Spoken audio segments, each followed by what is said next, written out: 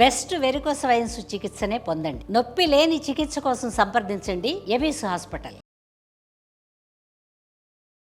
నమస్కారం, మీరు చూస్తుంది సుమన్ టీవీ. నేను మీ కీర్తి. నాతో పాటు ప్రముఖ ఆస్ట్రాలజర్ బ్రహ్మసేన అందుబట్ల శ్రీహరి శర్మ గురుగారు ఉన్నారు. నమస్తే గురుగారు. వాగర్థ వివ సంపృక్తౌ వాగర్థ ప్రతిపత్తయే జగతః పితరౌ వందే పార్వతీ పరమేశ్వరౌ. ఆదిత్యాయ చ సోమాయ మంగళాయ బుధాయ చ గురు శుక్ర శనిభ్యశ్చ రాహవే కేతవే నమః. శృంగేరి జగద్గురు పీఠాధిపతులకి, కంచి పీఠాధిపతులకి నమస్కారములు తెలియజేసుకుంటూ కార్యక్రమాన్ని ప్రారంభిద్దాం. గురుగారు, మన హిందూ సాంప్రదాయంలో బొట్టుకి చాలా చాలా విలువిస్తూ ఉంటాం కదా, కానీ మనం పెట్టుకునేటప్పుడు కానీ ఎదుటి వాళ్ళకి పెట్టేటప్పుడు కానీ వివిధ రకాలు చెప్తూ ఉంటారు గురుగారు. అసలు మనకు తెలియకుండా ఫ్లోలో ఫాలో అయిపోతూ ఉంటాం మాలాంటి వాళ్ళం. బొట్టుకున్న ప్రాధాన్యత ఏంటి? ఈ 5 వేళ్లలో ఎవరెవరికి ఎలా బొట్టు పెట్టాలి? ఒకసారి క్లారిటీ ఇస్తారా గురుగారు? తప్పకుండానమ్మా. వీక్షించేటువంటి సుమన్ టీవీ ప్రేక్షకులు, ముఖ్యంగా మహిళా ప్రేక్షకులు, ఈ సమాచారం మీకు చాలా ఉపయోగమవుతుంది. ఎందుకనంటే మన నిత్య దైనందిన జీవితంలో బొట్టు అనేటువంటిది చాలా ప్రాధాన్యత. హిందువుగా పుట్టిన ప్రతి వ్యక్తి, చిన్నపిల్లల దగ్గర నుంచి బొట్టు పెట్టుకునే విధానంలో కొన్ని పద్ధతులు మనకు సాంప్రదాయంగా చెప్పబడి ఉందమ్మా. ఈ రోజున బొట్టు అనేటువంటిది ఎలా పెట్టాలో కూడా చాలా మందికి, అంటే ఒకప్పుడు ఏంటనంటేనమ్మా, తాత ముత్తాతలకు అన్నీ తెలిసి ఉన్నాయి కాబట్టి ప్రతి కులంలో కూడా అందరూ ఆచరించేవాళ్ళు. మంచి చెడు గురించి, అందరికీ ధర్మం గురించి అంతా తెలిసి బాగా వచ్చింది కాబట్టి ఒక 30 సంవత్సరాల కిందట ఈ మత మార్పిళ్ళు లేవు, ఇలాగే లవ్ జిహాదులు అంటూ లేవు. ఈ మధ్యనే కొత్తగా వచ్చాయి. అంటే ఈ 30 సంవత్సరాల నుంచి ఏదైతే ఒక తరం పెరిగిందో, పెద్దదయిందో, కేవలం చదువు డబ్బు సంపాదనకి మాత్రమే ప్రాధాన్యత ఇచ్చి ఈ ఆచార సాంప్రదాయ వ్యవహారాలకి తిరోధకాలు ఇచ్చారు. తద్వారా ఇప్పుడు వాళ్ళకి కానీ వాళ్ళ పిల్లలకి కానీ కొన్ని నేర్పలేకపోతున్నారు. అందుకనే ఎవరు ఏం చెప్పినా అదే నిజం అనుకొని పాటిస్తున్నారు. కానీ మన సాంప్రదాయం ప్రకారము బొట్టు అనేటువంటిది చాలా ప్రాధాన్యత. ఎందుకనంటే మన ఇంటికి ఏ ఆడపిల్ల వచ్చినా ఇంటి ఆడపిల్లగానే భావించి వెళ్ళేటప్పుడు బొట్టు పెట్టి చేతిలో ఒక పండు, ఒక జాకెట్ ముక్కో ఏదో ఇచ్చి పంపిస్తాం. కనీసం ఒక్కపడ పసుపు కుంకుమైనా కానీ ఇచ్చి పంపిస్తాం. అలాగే ఇది ఒక విధానం. ఎలా పెట్టాలి, ఇంటికి వచ్చినటువంటి ఆడవాళ్ళకి బొట్టు ఎలా పెట్టాలి, ఏ వేలుతో పెట్టాలి. అలాగే మనం బొట్టు పెట్టుకుంటాం. మనం బొట్టు పెట్టుకునే సందర్భంలో మనకు తెలియకుండానే అనేక తప్పులు మనం చేస్తూ ఉంటాం.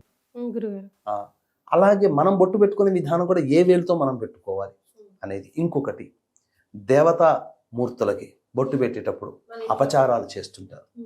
ఏ వేలుతో పెట్టుకోవాలనేది కూడా చాలా మందికి తెలియదు. అలాగే పితృదేవత చిత్రపటాలకి, చనిపోయిన వాళ్ళ చిత్రపటాలకి ఆ వేరియేషన్ కూడా ఏ వేలుతో పెట్టాలో కూడా చాలా మందికి తెలియదు. అందుకనే ఇవన్నీ కూడా వాళ్ళకి సవివరంగా తెలియచేయాలి, శాస్త్రీయ ప్రకారం తెలియచేయాలి. దీంతో పాటుగా కూడా ఈ మధ్య నేను గమనించినటువంటి కొన్ని వీడియోలో అసలు నమస్కారం ఎలా పెట్టాలో కూడా తెలియదు. పాదాలకి నమస్కారం ఎలా చేయాలో కూడా తెలియట్లేదు పెద్దవాళ్ళకి.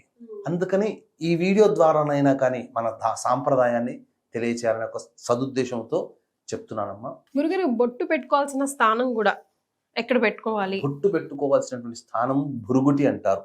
అంటే ఈ 2 కన్నులు మనకు, ఇప్పుడు మీకు చెప్పాలి అని అంటే, ఈ 2 కళ్ళు ఉన్నాయి కదమ్మా, ఇలా ఈ కంటి ముందర, ఈ ఎడమ కంటి దగ్గర, ఎడమ వైపు ఉన్నటువంటి కనుబొమ్మ దగ్గర, కంటి దగ్గర ఇలా ఈ ఉంగరం వేలు, చూపుడు వేలుతో ఈ కంటి, అప్పుడు ఇలా ఉన్నప్పుడు ఇలా మధ్యలో ఏది ఎక్కడ పడుతుందో ఇలా ఈ ప్లేస్లో బొట్టు పెట్టుకోవాలి.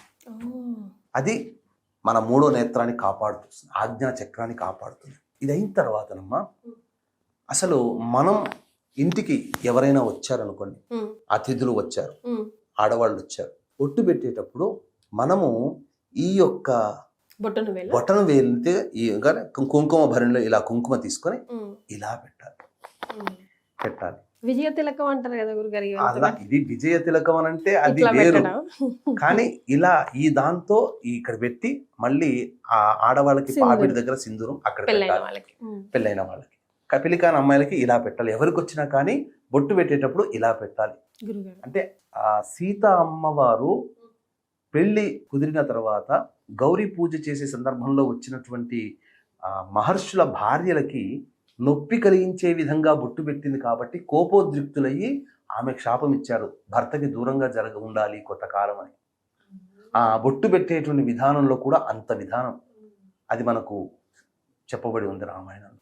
గురుగారు. ఇక రెండవది, మనం బొట్టు పెట్టుకోవాలి అని అంటే, ఇప్పుడు వచ్చిన ఇంటి అతిథులకు మనం చెప్పాం కదా, మనం బొట్టు పెట్టుకోవాలి అని అంటే, మనం బొట్టు పెట్టుకోవడం ద్వారా మనకి ఏం కలగాలి? ఆయుష్ పెరగాలి, ముఖ్యంగా యశస్సు పెరగాలి. కాబట్టి మధ్యవేలు చాలా ప్రధానం. అందుకని కుంకుమని మధ్యవేలు పెట్టుకొని మధ్యవేలుతో మనం బొట్టు పెట్టుకోవాలి. ఇది ఇంట్లో పూజ చేస్తుంటాం, చిత్రపటాలు ఉంటాయి, ఇంట్లో విగ్రహాలు ఉంటాయి. అప్పుడు మనం ఏ వేలుతో పెట్టుకోవాలి అంటే మధ్యపు ఉంగరం వేలుతో పెట్టాలి. చాలా మంది ఏం చేస్తారు చెప్పమ్మా, ఒకేసారి పనులన్నీ అయిపోవాలని ఈ వేలుతో దాని మీద చిత్రపటం మీద నీళ్ళు అద్దుతారు, ఈ వేలుతో గంధం పెడతారు, ఈ వేలుతో బొట్టు పెడతారు. అంటే 3 వేలతో టక్క టక్క టక్క, ఇదో హార్మోనియం వాయించినట్టే టక్ టక్ టక్ టక్ ఇలా పెట్టేస్తారు. నేను అలాగే చేస్తాను. ఇది తప్పమ్మా. గంధము ఈ వేలుతో పెట్టా, మళ్ళీ కుంకుమ కూడా ఆ చిత్రపటానికి కానీ దేవుడి చిత్రపటానికి కానీ దేవత సంబంధమైన వాటికి బొట్టు పెట్టేటప్పుడు ఇది పెట్టాలి. ఇక చివరిగా పితృదేవతల కార్యక్రమాలు వస్తున్నాయి. తల్లిదండ్రులు అంటే ఎంతమంది ప్రేమించారు? అందరూ ప్రేమిస్తారు. వాళ్ళు గతించిన ఫోటోల్ని రోజు శుభ్రపరచుకునే వాళ్ళు ఉన్నారు, ప్రతి వారానికి శుభ్రపరిచి పూలమాల వేసేవాళ్ళు ఉన్నారు. పితృదేవతలకి సంబంధించి బొట్టు పెట్టేటప్పుడు ఈ వేలుతో ఉపయోగించాలి, చూపుడు వేలు. ఇది చెప్పబడిందమ్మా శాస్త్రంలో. ఇవి తెలియక చాలా మంది ఇలా తీసుకొని ఇలా పెట్టుకుంటారు, చూపుడు వేలుతోనే వాళ్ళకు వాళ్ళు పెట్టుకుంటారు. ఇది తప్పు. ఈ రోజు అసలు ఏ వేలుతో ఎవరికి ఎప్పుడు ఎలా బొట్టు పెట్టుకోవాలో తెలుసుకున్నాం. గురుగారు, కొంతమంది ఇక్కడ కూడా పెట్టుకుంటారండి, కొంతమంది పెట్టుకోవాలంటారు, పెట్టుకోకూడదు అంటారు. ఇక్కడ ఏంటంటే థైరాయిడ్ గ్రంథి ఉంటుంది కాబట్టి చల్లదనానికి కోసం గంధాన్ని, ఇక్కడ ఆడవాళ్ళకి ఇక్కడ థైరాయిడ్ గ్రంథి ఉంటుంది ఇక్కడంతా. ఈ థైరాయిడ్ గ్రంథిని చల్లపరచడం కోసం అచ్చమైన గంధాన్ని పెట్టుకునే వాళ్ళు. అప్పుడు గంధము పొయ్యరుగా పన్నీరు గంధము పొయ్యరుగా, ఇక్కడ థైరాయిడ్ ఇది ఇలా అన్నమాట. కానీ ఇప్పుడు అంతా కూడా కల్తీ గంధాలే కదమ్మా, కెమికల్ గంధాలు, ఎవరు చెక్కతో నరగదిస్తున్నారు. ఇది ఈ విధానాన్ని మనం అనుసరించాలి. ధన్యవాదాలు. సర్వం శ్రీ ఉమామహేశ్వర పరబ్రహ్మార్పణమస్తు.